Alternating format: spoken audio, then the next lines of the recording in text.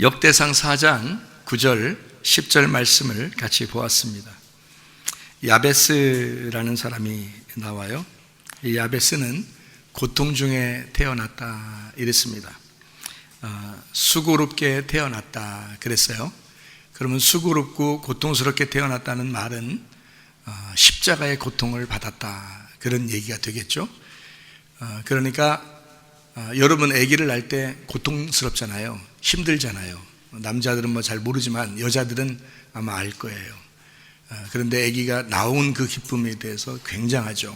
그러니까 아기가 나오기 전까지는 무덤 안에 갇혀 있는데 아기가 나오면서 부활하잖아요. 그러니까 고통 가운데 태어났다. 그러니까 부활했다는 말이죠. 그러니까 죽음, 십자가의 고통에서 부활했다. 이런 의미로 나와 있는 말이죠. 그러니까 야베스라는 말은 수고롭다, 뭐 고통이다, 뭐 이런 얘기죠. 그러니까 그 십자가의 고통이 곧 부활을 가져온다라는 얘기죠. 이게 야베스의 축복입니다. 그러니까 야베스는 잘 됐다 이런 의미만 가진 게 아니라 사실은 그 십자가의 고통을 통해서 그 어려움을 통해서 부활의 영광을 가져오게 됐다라는 게 야베스의 축복입니다. 그러니까 우리는 야베스의 축복을 주님 주십시오 하려면 먼저 뭐를 생각해야 돼요? 내게 십자가의 고통이 있는가? 이거를 먼저 생각해야 되겠죠. 내게 먼저 십자가의 고통이 있는가?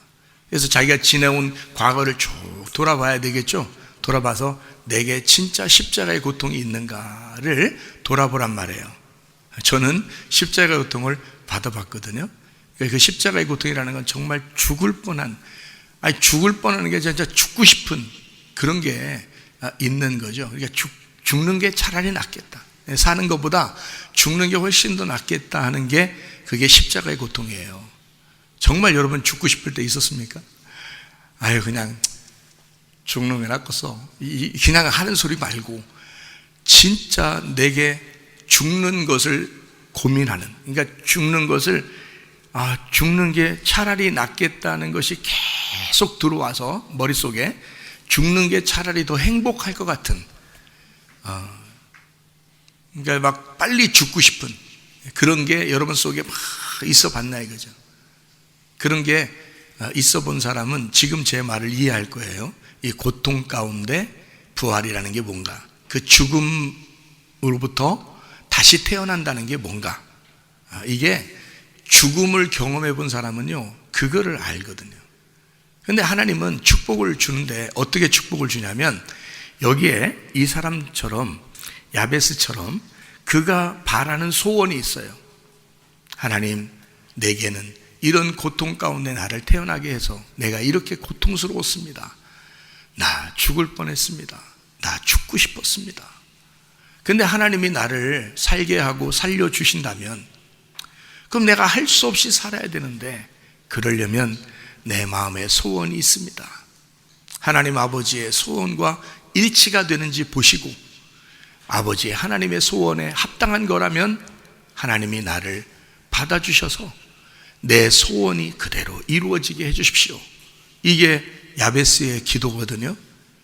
그러니까 우리가 그냥 하나님께 나 소원 있는데요 이렇게 해주세요, 그게 아니고 하나님 앞에서 내가 십자가의 고통을 겪어봤는가, 정말 죽는 게 더 낫을 뻔한 적이 있었는가를 뒤돌아보고 실제로 그런 고통이 있었다면 여러분은 이 야베스처럼 자기를 이제 하나님 앞에 소개하는 거죠. 하나님, 내가 이런 사람이었습니다. 그러니까 내 마음의 소원을 하나님 앞에 아뢰는데 이게 내 유익을 위한 것인지 하나님의 유익을 위한 것인지, 하나님의 유익을 위한 것이라면 주님, 나를 받아주셔서 그대로 이루어지게 해주십시오. 그러니까 그대로 이루어지게 해주십시오도 나 소원이 돈 좀 벌게 하는 게 소원이니까요, 하나님 그대로 돈 좀 벌게 해주세요. 나 공부 잘하는 게 소원이니까 좋은 학교 들어가게 해주세요. 뭐 이런 거를 얘기하는 게 아니에요. 여기 또 얘기하는 게 나 지경을 넓혀주셔서 땅을 많이 좀 갖고 싶어요. 집도 몇 채 좀 갖고 싶습니다. 이러면 하나님이 그래 내 마음하고 딱 맞아. 너한테 그렇게 해줄게 하는 그 마음의 소원을 얘기하는 것일까? 그건 아니겠죠. 성경은 적어도 그런 얘기하는 건 아니겠죠. 이런 고통, 야베스의 고통 속에서 그 야베스가 바라는 축복, 그 바라는 소원이 그대로 이루어졌다. 우리가 이 땅에서 바라는 것들, 돈, 명예, 지식, 학교, 그리고 집, 부동산, 좋은 자동차, 그리고 좋은 집, 땅 많은 거, 땅 부자, 이런 거를 여러분이 구했을 수도 있습니다. 그러면서 왜 야베스는 되는데 나는 왜 안 되지? 그런 야베스는 어떻게 나온 사람이라고요? 고통, 수고롭게 죽음으로부터 태어난 자다. 그러니까 죽었다가 살아난 자란 말이에요. 죽었다가 살아난 자는 그런 고백을 할 수 있는데 자기 욕심을 얘기할 수 없죠. 죽었다 살아났는데 뭘 자기 욕심을 얘기하겠어요? 이렇게 해주세요, 저렇게 해주세요. 자기 생각하겠어요? 죽었다 살아난 사람은 그렇게 잘 못해요. 진짜 회개하고 진짜 죽었다가 살아난 사람은 자기 욕심 가지고 얘기할 수가 없습니다. 하나님의 욕심을 갖겠죠. 하나님의 마음을 가지려고 하겠죠. 그렇죠? 그러니까 그런 고통쯤은 한 번씩 다 받아봤어야 돼요. 그래야 이 말씀들이 이해가 돼요. 이 성경의 말씀은 사실 복음이라고 하는 건 고린도전서 15장 1절부터 4절의 말씀을 보니까 십자가와 부활에 대한 이야기거든요. 그러면 이게 십자가는 고통을 말하고 부활은 기쁨, 행복을 말하는 거니까 결국에는 고통 속에 피어난 꽃이라는 거죠. 고난 속에 피어난 꽃이라는 거예요. 그게 성경입니다. 그러니까 우리들도 사실은 고통을 받아보지 못한 사람은 인생을 말하기가 참 어려운 거죠. 죽음을 경험해 보지 못한 사람이 인생을 말한다는 건 참 이상한 거죠. 근데 죽음을 경험해 본 사람이 인생을 다시 살 때는 이건 하나님이 우리에게 주신 보너스 인생, 덤으로 주어진 인생이기 때문에 아무렇게나 살아갈 수가 없습니다. 그때부터 진짜 인생이 되는 거예요. 진짜 시간, 진짜 생명, 진짜 살아갈 만한 인생이 되는 거예요. 그 전까지는요, 이건 산 건지 내가 죽어서 있었던 건지 내가 살아간 건지 아무것도 몰라요. 그건 산 것도 아니야. 근데 진짜 회개하고 진짜 은혜 받아서 죽음 가운데서 부활한 그 몸으로 살아가는 것은요, 그 고통을 다 겪어난 다음에 살아가는 것이 진짜 인생이 되는 거예요. 그러니까 어떤 사람이 사형 선고 받고 난 다음 인생이 진짜 인생이라고 하잖아요. 그 다음부터 병원에서 또 사형 선고 받은 사람도 있죠. 죽음을 이제 앞두고 있는 그 결정이 된 그 가정, 그 사람은 이제 자기가 죽음을 이제 선고받았을 때 그때부터 자기의 인생은, 그때부터 자기 진짜 인생이 시작된다, 그렇게 얘기한다잖아요. 그러니까 죽음은 곧 새로운 시작을 말한다. 고통 가운데 태어난 사람, 고통 가운데 살아가는 사람, 이것은 절망이 아니라 우리에게 새로운 소망, 새로운 기쁨, 새로운 부활, 새로운 영광을 우리에게 준다. 그게 야베스의 축복입니다. 제가 이 야베스라고 하는 사람, 여기 보니까 지경을 넓혀 주십시오라고 되어 있거든요. 부동산이나 땅 얘기하는 것 같지는 않고요. 성경에서 지경을 넓혀달라는 말은 그 지경이 땅이잖아요. 땅. 그러니까 땅을 넓혀달라는 말은 어떻게 보면 우리 마음을 넓혀달라는 말과 같은 얘기죠. 하나님, 내가 고통 속에서 다시 피어난 꽃입니다. 하나님, 내 지경을, 내 마음을 넓혀주십시오. 나를 정결케 해주십시오. 내 마음을 넓혀주십시오. 사람들이요, 마음 좁은 사람 많습니다. 마음이 좁은 사람 많아요. 뭔 얘기를 못하겠어. 얘기만 하면은 그냥 꽁 하는 사람들도 있어요. 마음이 좁아요. 죽었다가 살아나 보세요. 마음이 좁아지는지. 그렇지 않습니다. 마음이 넓어져요. 지경이 넓어진단 말이에요. 고통 가운데 태어났으니까, 죽었다가 살아났으니까 뭐가 아쉽겠어요? 하나도 아쉬운 게 없잖아요. 그러니까 마음이 넓어지지 않겠습니까? 그래요. 마음 넓어지는 거예요. 자, 지경을 넓혀달라는 말은 이 땅에 있는 것을 넓혀달라는 얘기 아니겠어요? 자기의 모든 소유를 넓혀달라 이런 얘기 아니겠습니까? 죽었다가 살아나신 분이 누구예요? 예수님입니다. 죽었다가 살아나신 분, 그러면 예수님이죠. 죽었다가 살아난 놈, 그러면 나고요. 죽었다가 살아난 분, 그러면 예수님인데, 예수님이 죽었다가 살아난 게 부활이죠. 그러고 난 다음에 생겨난 게 뭐예요? 그리고 생겨난 게 뭐예요? 교회입니다. 예수님이 죽어서 예수님의 십자가 그 피로 만든 자기의 몸이 교회예요. 다시 말하면 예수는 십자가 못 박혀 돌아가셨다가 부활하셔서 교회를 세우셨어요. 그리고 교회의 지경을 넓혀달라고 그렇게 구하는 기도가 야베스의 기도입니다.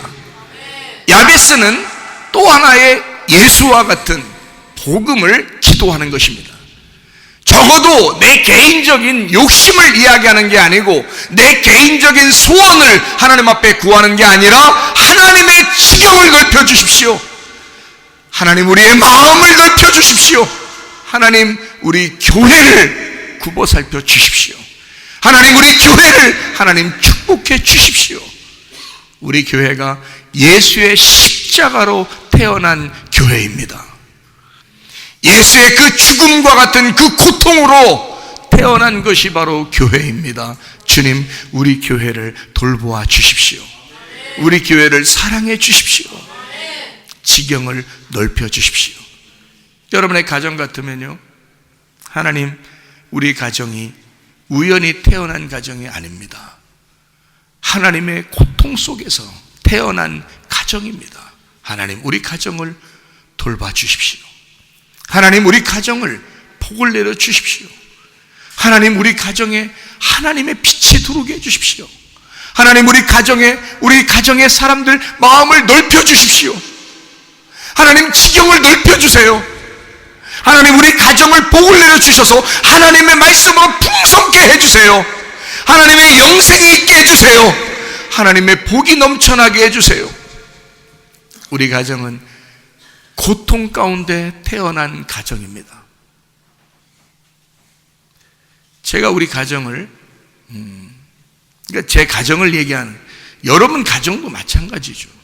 여러분, 제가 말하는 것은 내가 죽었다가 살아났기 때문에 얘기하는 우리 가정. 여러분도 죽었다가 살아나 보면 달라. 뭐가 달라? 죽었다가 살아난 우리 가정을 내가 하나님 앞에 뭐라고 기도하는지 아세요? 하나님, 우리 가정은 하나님이 만드셨습니다. 하나님이 만드신 가정이니까 하나님이 책임져 주십시오. 제가 그렇게 얘기한다고 나의 욕심이겠습니까? 왜냐하면 나는 죽었다가 살아난 사람이에요. 나는 내가 이 가정을 포기했어요. 나는 내 죽음 앞에서 나는 깨끗하게 내 가정을 포기한 사람입니다. 그리고 새로 하나님이 주신 가정이에요. 그러니까 나는 하나님 앞에 그렇게 요구할 권리가 있는 거예요. 야베스처럼. 하나님, 내가 수고로 태어난 자고 내가 고통 가운데 십자가로 태어난 사람이니 우리의 지경을 넓혀 주십시오 라고 하는 건 당연한 기도예요. 하나님, 내가 죽음 가운데 나는 내 가정을 포기한 사람이니 하나님이 책임져 주시는 가정이 되어야 되지 않겠습니까? 하나님, 우리 가정을 주님이 책임져 주십시오. 내가 어떻게 애들을 돌봅니까? 하나님이 책임져 주십시오. 여러분, 가정들도 마찬가지예요. 그렇게 고백할 수 있는 가정 되시기를 바랍니다. 우리 교회도 마찬가지예요. 여러분, 이 교회가 그냥 우연히 생겨난 줄 아십니까? 우리 아버지 돌아가시고 정말 우리 쌀 하나 먹기 힘들고 어려울 때 생겨난 교회예요. 그때 처음으로 가정에서 우리 식구들이 모여서 예배드리면서 세운 교회입니다. 하나님의 인도하심으로 우리는 눈물을 흘리면서 교회를 세운 사람들이에요. 그때는 앞길이 막막했어요. 뭘 어떻게 해야 될지도 몰랐어요. 왜냐하면 먹을 것도 별로 없고 힘들고 아무것도 없고 하나님이 우리 가정을 돌보지 않으면 안 되는 그런 시간들이었어요. 그렇게 고통 가운데 세워진 교회가 우리 교회입니다. 그러니까 내가 하나님 앞에 기도하는 거예요. 하나님, 우리가 세운 게 아니라 하나님이 세우게 하고 싶어서 세운 이 교회, 하나님이 만든 교회, 하나님이 이 교회를 세우셨으면 하나님이 책임져 주세요. 나는 그렇게 기도할 권리가 있는 사람입니다. 내 교회 아니니까, 하나님 교회니까 하나님이 책임져 주세요. 날마다 기도합니다. 날마다. 그 교회에 여러분이 함께 포함돼서 함께 모여서 예배를 드리고 있습니다. 이게 야베스의 이 축복된 기도에 하나님은 응답하셨어요. 야베스, 너의 기도가 하나님의 마음에 합당하다. 너의 소원 하나님의 소원이다. 자, 내가 구하는 내 가정을 하나님이 책임져 주세요. 우리 교회를 하나님이 책임져 주세요. 내 기도입니까? 그게 나의 소원이겠어요? 야베스가 자기의 지경을 넓혀달라고 하는 그 기도가 야베스의 욕심이었겠습니까? 하나님이 세우신 교회를 하나님이 책임져 달라고 하는 기도 아니겠어요? 그 기도를 저도 날마다 하고 있단 말입니다. 그 교회에 여러분이 함께 참여해서 예배드리고 있는 것입니다. 이 교회를 하나님은 사랑하십니다. 여러분 가정을 하나님이 사랑하십니다. 저는 그걸 확신하는데, 왜? 하나님이 세우신 교회고 우리 가정도 하나님이 세우신 가정이에요. 새로 세우셨단 말입니다. 죽음의 고통 가운데 세우신 가정, 죽음의 고통 가운데 세우신 교회란 말이에요. 여러분들도 그걸 경험한다면 제가 말하는 무엇이, 이게 무엇을 얘기하는지를 여러분이 알 것입니다. 여러분이 가슴으로 낳는 거죠. 가슴으로 태어난 가정, 가슴으로 태어난 교회, 내게서 태어난 것이 아니라 하나님의 가슴으로 태어난 가정, 하나님의 가슴으로 태어난 교회, 그게 진짜죠. 그게 진짜예요. 그래서 가슴으로 낳았다 그런 말 하잖아요. 가슴으로. 주님께서 이렇게 사랑하시는 교회, 그렇게 야베스는 기도했던 것입니다. 그러니까 하나님이 복을 내려 주시는 거예요. 여러분도 구하는 모든 것이 하나님의 소원 되시기를 바랍니다. 나의 욕심이 아니라 내 욕심을 구하라는 얘기가 아니잖아요. 하나님의 소원을 구하라는 얘기예요. 야베스, 야베츠, 슬퍼하다, 슬픔에 잠긴, 수고로이 나았다 할 때 이 수고로이라는 말이 오제프, 우상, 고통, 슬픔, 에제부에서 나온 흙으로 만든 그릇입니다. 노동, 고통, 슬픔, 수고예요. 그릇 만들 때 막 이렇게 빚잖아요. 이렇게 빚어요. 그러면 그릇이 얼마나 아프겠습니까? 그 그릇을 주인의 마음대로 그 모양을 만드는 거예요. 그러니까 흙은 흙대로 스스로 자기 모양이 나 이거 되고 싶은데 라고 할 수 없어요. 주인이 그걸 만들어내버리니까 주인이 원하는 대로 만들어지는 겁니다. 그런 고통, 그런 수고로움, 에제부에서 나온 단어예요. 그게 아짜부에서 나오는데, 이 아짜부가 제조하다, 새기다, 경배하다, 괴롭히다 라는 말입니다. 그리고 이 야베스라고 하는 사람은요, 존귀한 자다 그랬습니다. 존귀한 사람, 카바드입니다. 이 카바드라는 말이요, 무겁다라는 말이거든요.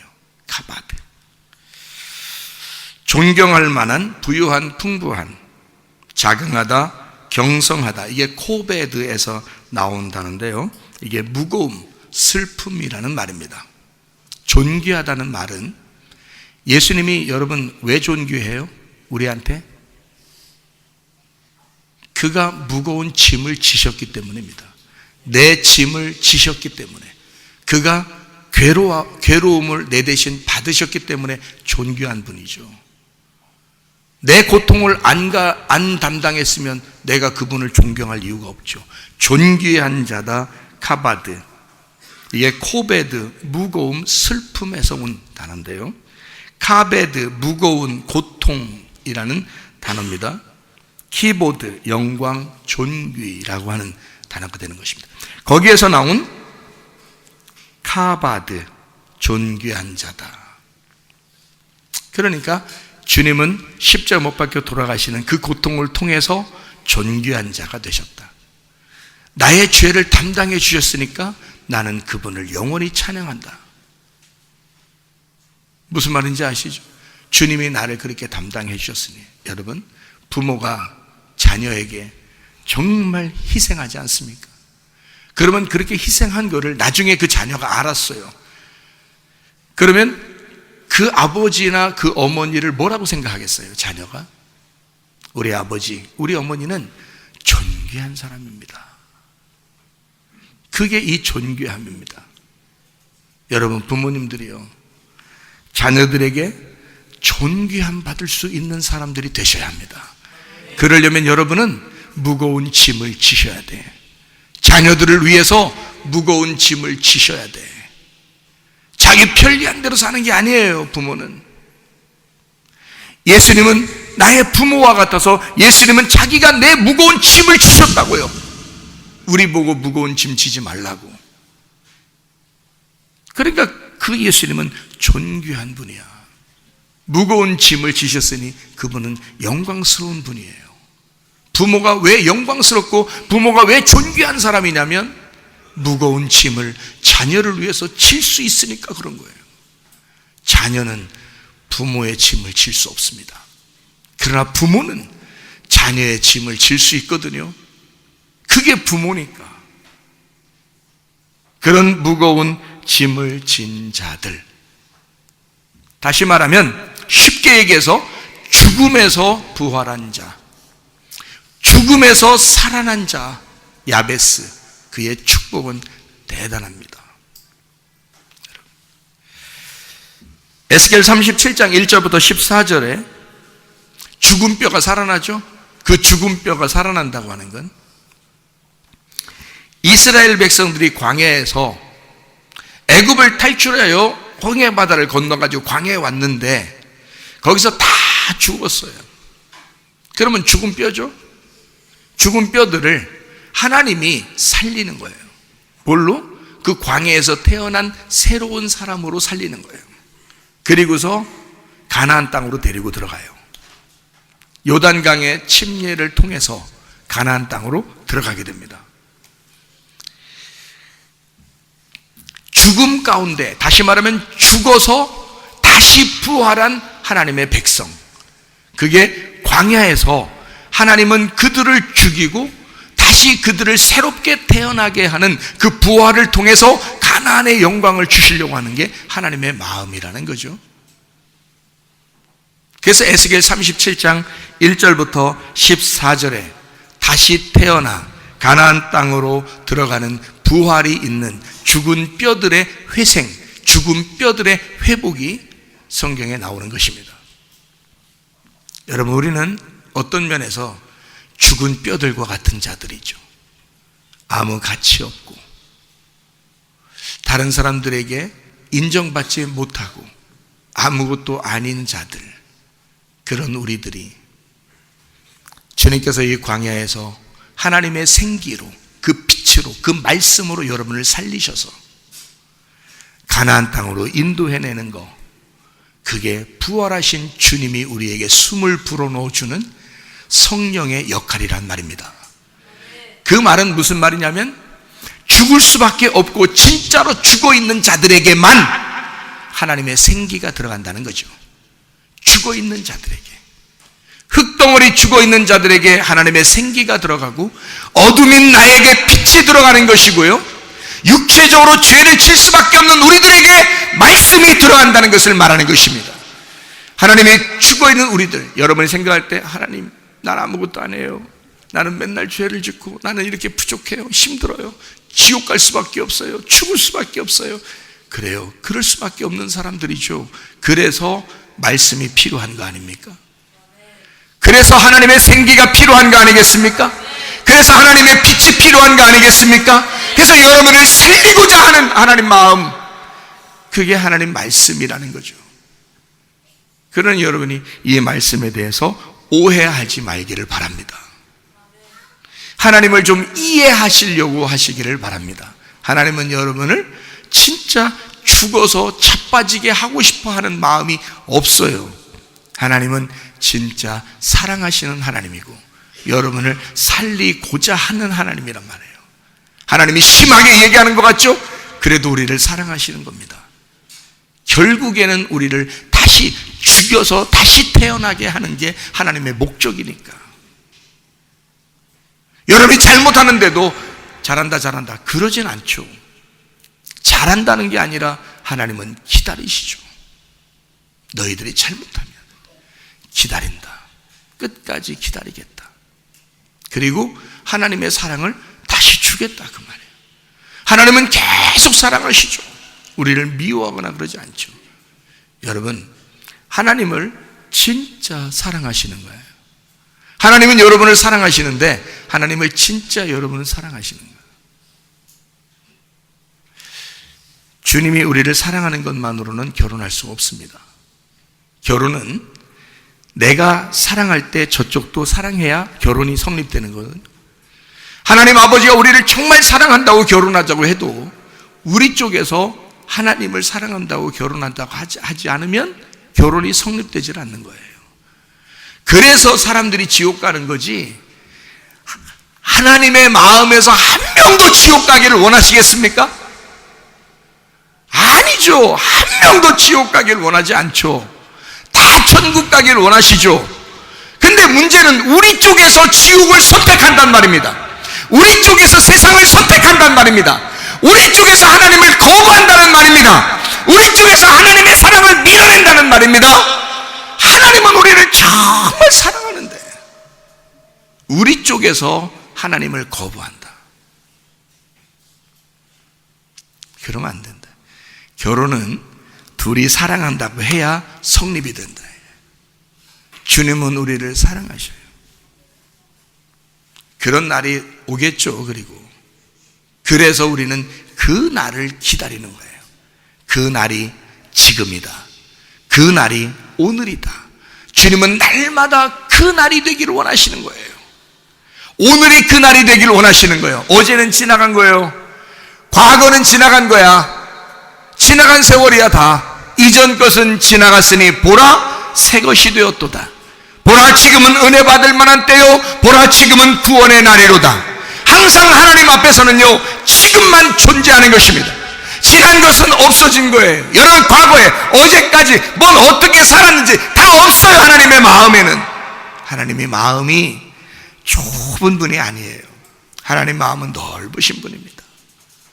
어제까지는 지나갔어. 오늘이 너의 날이 되기를 원한다. 오늘이 우리의 날이 되기를 원한다. 오늘이 그 날이기를 바란다. 오늘이 은혜 받는 날이 되기를 바란다. 오늘이 구원의 날이 되기를 바란다. 내일은 아직 오지 않았어요. 내일로 가는 오늘도 어제가 되어버리기 때문에 내일은 아직 오지 않았어요. 내일을 우리는 소망하지만 어제를 기억할 필요는 없단 말입니다. 그건 과거니까.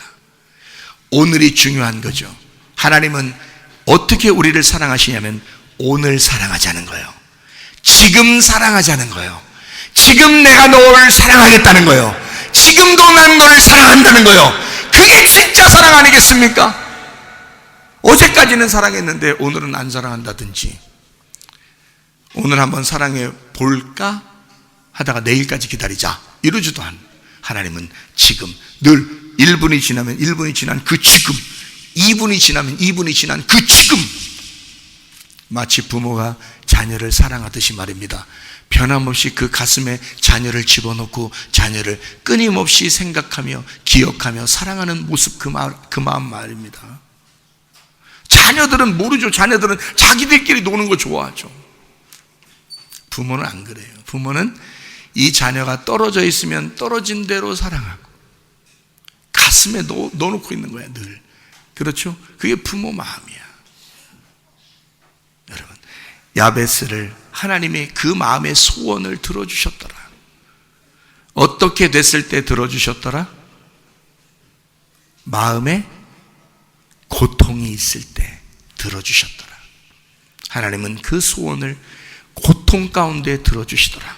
수고로이 일할 때 들어주시더라. 다시 말하면 죽음을 경험한 자에게 하나님은 그 마음의 소원을 들어주시더라. 하나님의 마음의 소원이 여러분의 소원 되시기를 바랍니다. 정결한 마음이 되시기를 바랍니다. 귀하고 아름다운 나의 사랑아. 그 주님이 우리한테 부르시는 노래예요. 우리 주일학교 꼬마들도 너무너무 사랑해요. 너무 사랑스러워요. 애들이 이렇게 귀엽게 생겼나 몰라. 여러분, 다른데 주일학교 애들 봤어요? 아니, 뭐 걔들도 귀엽지. 그쪽에서는 엄청 귀엽다고 하지 뭐. 근데 우리가 볼 때는 여기 있는 애들만큼 귀여운 애들이 있나 생각이 들어요. 엄청 귀여워. 우리 교회 애들이 탁월하게 귀엽습니다. 네? 자기 자녀 없는 사람들 기분 별로 안 좋은가? 응? 마음 넓히라 그랬죠? 꿍 하지 말라 그랬어요. 정말 사랑스러운 아이들인데요. 너무 사랑스러우니까 여러분이 정말 이 아이들 정말 사랑하는지 보다 내가 더 사랑하는지 비교해 보세요. 저는요, 우리 주일학교 아이들 다 천국 가기를 원합니다.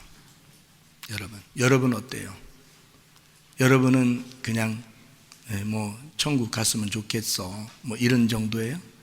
전 안 그래요. 저는요,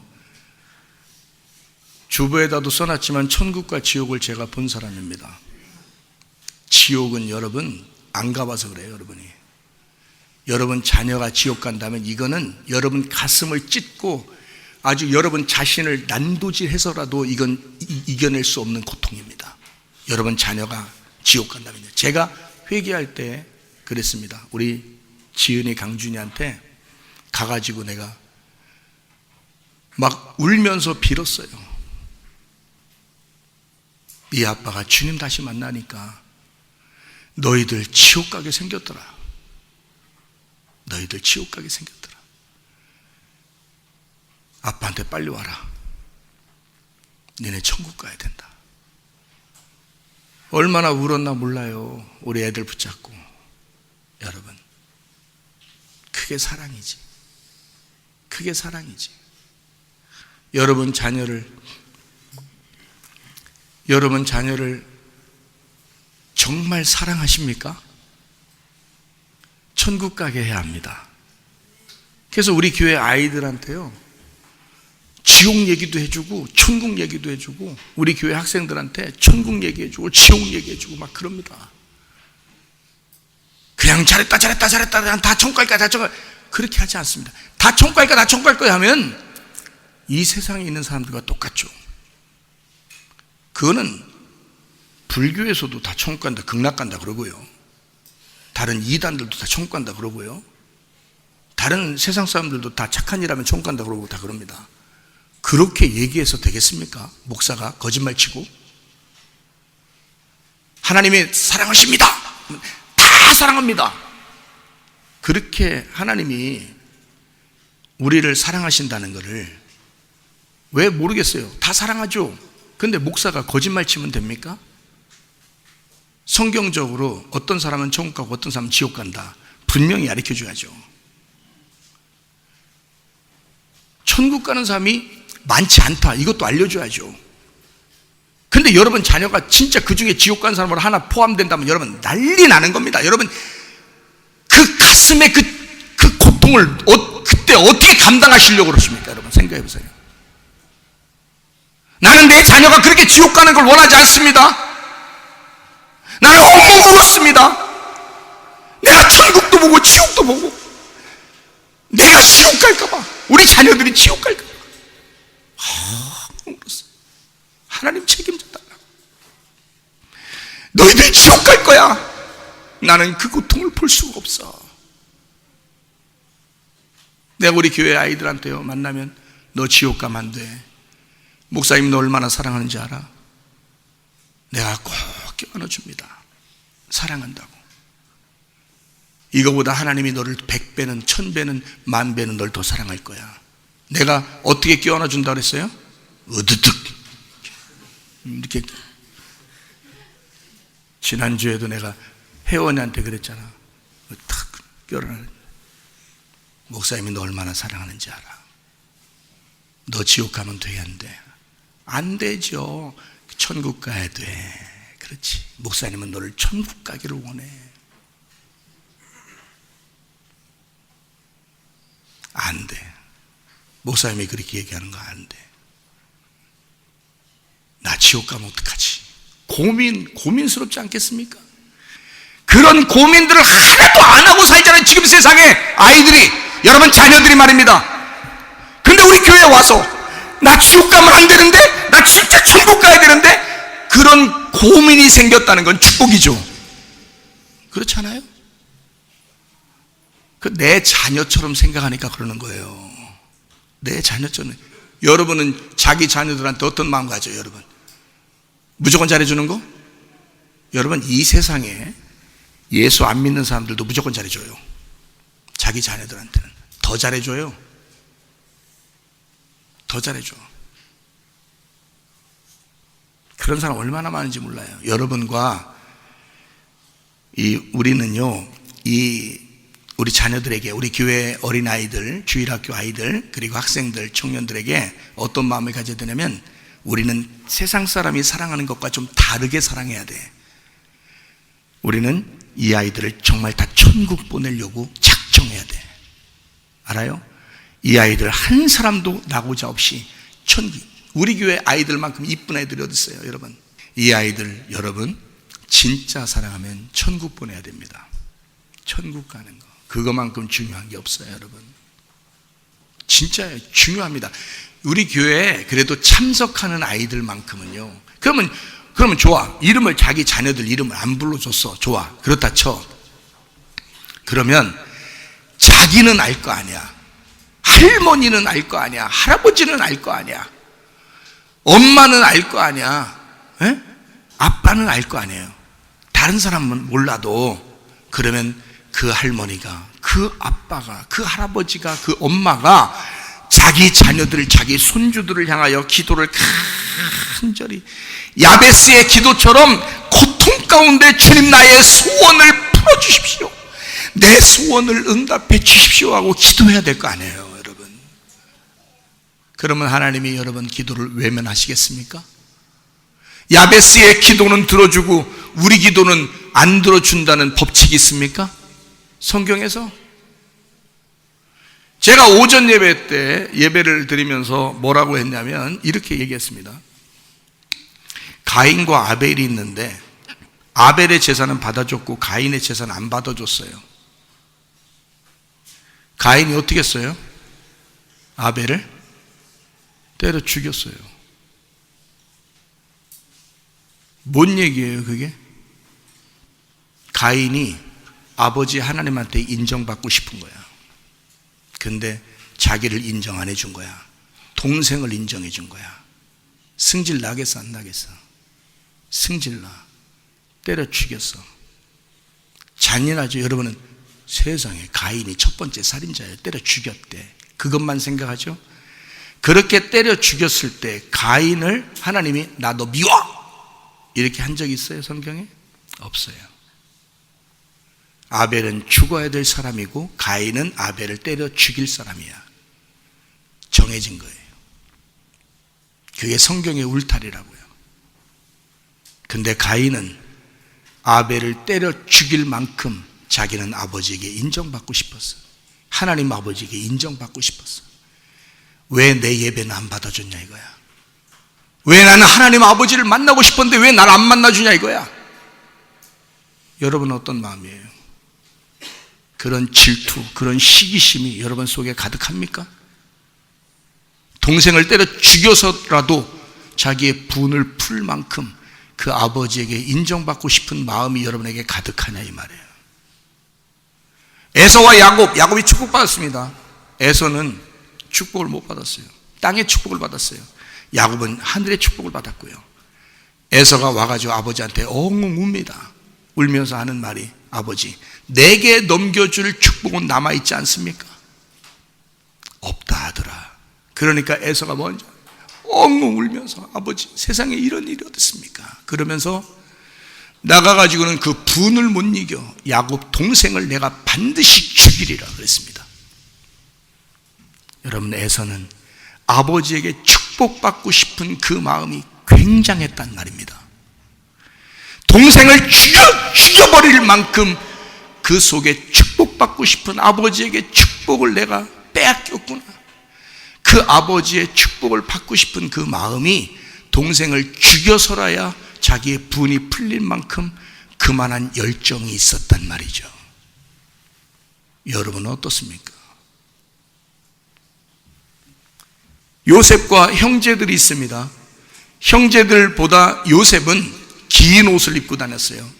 아버지가 일하지 말라고 옷을 길게 맞춰줬어요. 그걸 한국말로는 채색옷이라고 그러거든요.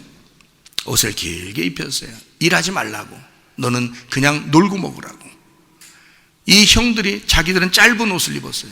일 많이 하라고. 그래서 짧게 옷을 입고 다녔거든요. 형들이 승질났어요.